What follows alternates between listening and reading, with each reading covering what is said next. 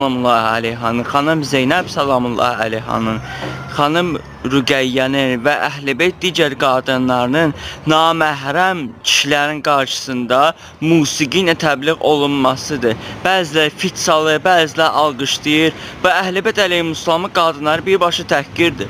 Bu nə deməkdir? Mən başa düşə bilmirəm.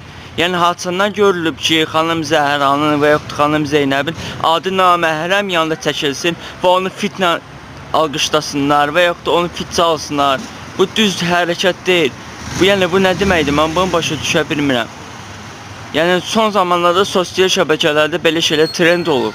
Xanım Zeynəbin adı çəkirsən, Zeynəb deyirsən, Rubab deyirsən, nə bilim, Zəhra deyirsən. Bunlar əvvəla böyük şəxsiyyətdir, böyük, hörmətli, əzəmətli şəxslərdən biridir və onların musiqi ilə zikr olması mən qəti əleyhinəyəm.